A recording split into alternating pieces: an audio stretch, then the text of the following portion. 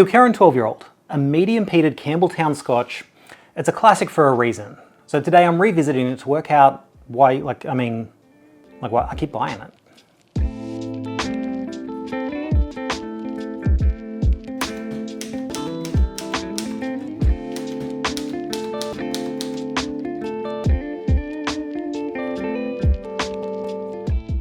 Hey guys, I'm Nath Martin, the Whisky Scribe. I'm a whisky enthusiast and I love all things whisky, but taste is subjective and there's a lot of different whiskies out there. So whether you consider yourself a connoisseur or you're just looking to understand more about whisky, let's explore it all together.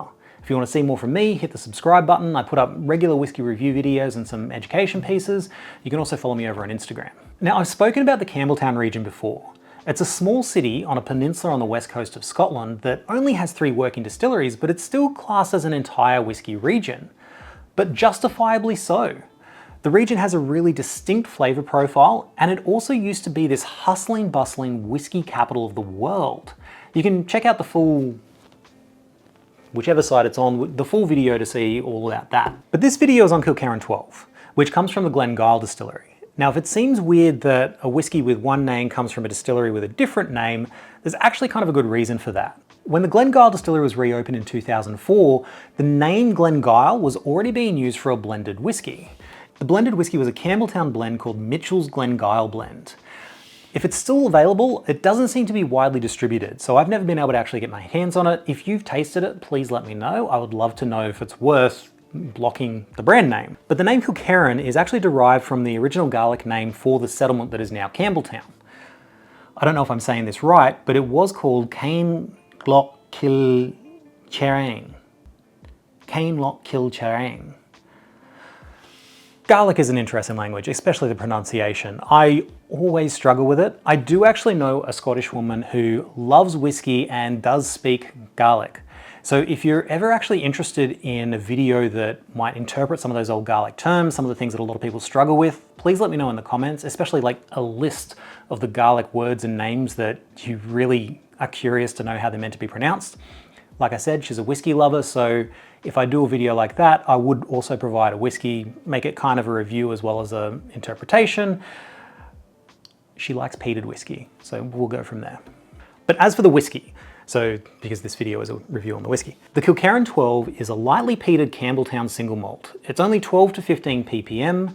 It's non-chill filtered, matured for 12 years in a very specific selection of 70% bourbon casks and 30% sherry casks. No colour added and bottled at 46%. The peated malt is actually malted at the Springbank Distillery, as both distilleries are owned by the same group. Now, I mentioned ppm. That 12 to 15 ppm, that's actually the unit of measure for how much peat is sort of infused into the whiskey. I think it's fennel parts per million, or I'll double check that and make sure I correct myself in the description below. But one of the important things to note on that is that the measurement of ppm in a peated whiskey is based on, I think it's either the barley itself or the spirit when it's first come off the still. And why that's important is peat, the flavour note, the actual smoke in the whiskey, the flavour dissipates the longer it's aged in barrels. So if a whiskey has a really, really high ppm, but it's a 40-year-old whiskey, it's potentially going to taste less smoky than a 5 or a 10-year-old peated whiskey with a lower ppm measurement. So that's just one of those things to keep in mind. Like, most of your Scottish whiskies are generally aged around about your 10 to 12 years, or at least the entry-level ones. So it's probably an even measure to say that, a lot of Islay whiskies are about 50 to 55 ppm, like Ardbeg. This is 12 to 15, so you can expect that this is going to be less smoky than Ardbeg 10. But I've talked enough about it. This is a classic. It's a classic for a reason. Let's just get into tasting it.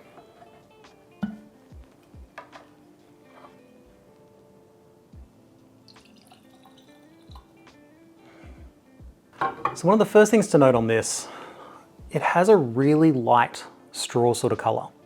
Yeah, it is a peated whiskey. I've mentioned before how Islay whiskies have a tendency to be, particularly if they're a bourbon cask, they tend to be a lot lighter in colour compared to bourbon casks from the mainland. Maybe the peat is the reason for that, because this, for a 12-year-old whiskey with some sherry whiskey added in there, with some sherry aged whiskey added in there, this is a really light colour for a 12-year-old whiskey. But the other thing to note on appearance, those legs. So I mentioned before the Campbeltown has a really distinct flavour profile compared to other whiskies, and that is that it has this peat that's nicely balanced with sort of fruit, like almost jammy sort of fruit flavours, and this oily texture and mouthfeel. And you can see in here that this has got some wonderfully thick legs.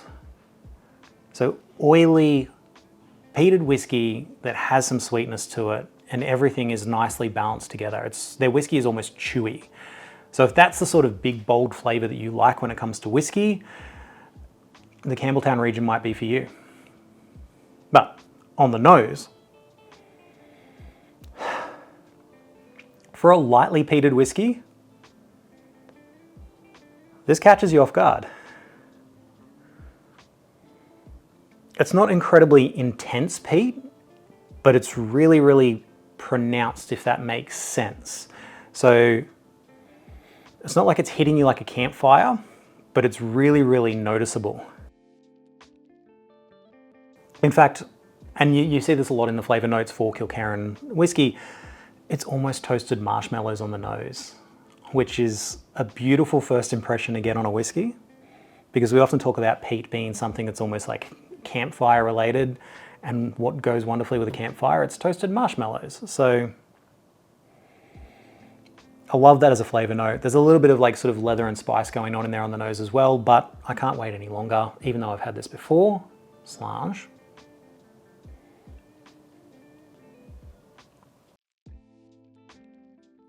So it's funny, that peat is still there on the palate, but it's actually a little bit dialed back compared to the nose. So the smoke on the nose is a lot more intense, even though it's not that intense, than it is on the palate. In the palate, it's more background sort of smokiness, but you're getting a lot more of like this, there's a little bit of citrusy sort of note, almost like a lemon cheesecake. There's that leather and spice from the nose carries across on the palate. There's a bit of like a butterscotch sort of sweetness happening in there.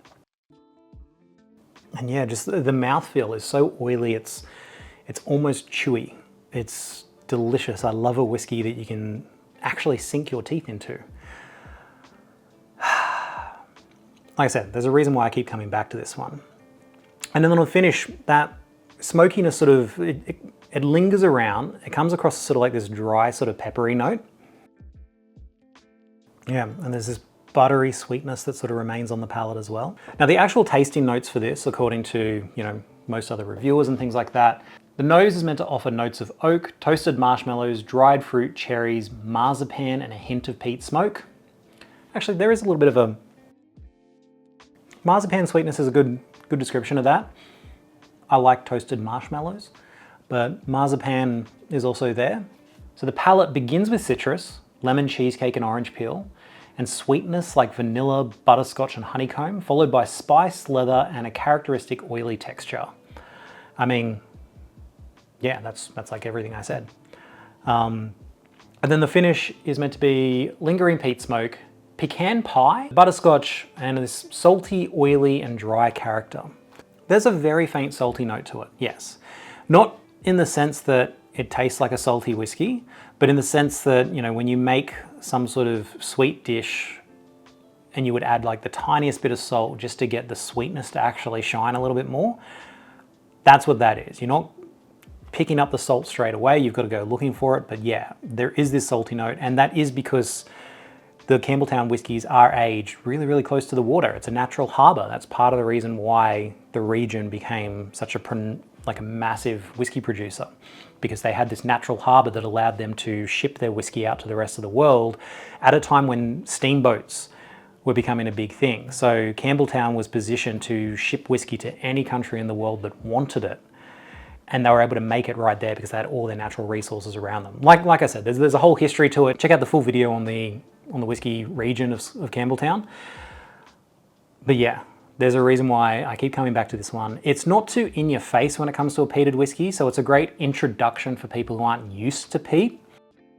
And the other thing is, like, Springbank whiskies they're really good, but they're really limited in supply and they're in demand. So when you think about Springbank 10, which is the entry level for that distillery's whiskey, you usually have to go on a waiting list to pick up those whiskies. Like you have to go on a waiting list, hope that your name gets selected, and you wait for the bottle shop in your local area to get their allocation for you to get your bottle, and then it's like $250 or more. Kilkerran is usually available. It does tend to run out a little bit towards the end of each cycle, but the next release is usually there, and it sort of retails more around about the $200 mark. So if you want a good Springbank peated whiskey, unless you are 100% devoted to Springbank, Kilkerran is just as good, but much easier to get a hold of. I mean, the barley itself is peated at Springbank Distillery, so it's kind of the same. It's not the same whiskey, but it's in the same ballpark. That's the Kilkerran 12-year-old. It's the whiskey that I will go to ahead of the Springbank 10 because I don't want to wait around and spend more money than I have to on a whiskey that is realistically just as good. So Kilkerran 12, that's your entry-level peat. If you're not used to peat and you want to try the Campbeltown region, it's a great whiskey. Just enough smoke, but still got those sweet other flavors in there. Who doesn't love toasted marshmallow? Bam. Let me know your thoughts on that, and if you want to see a video on interpretations of garlic terms. But anyway, for now, enjoy what's in your glass, whether it's something new or whether it's an old favorite you just keep coming back to, and slange. Ramble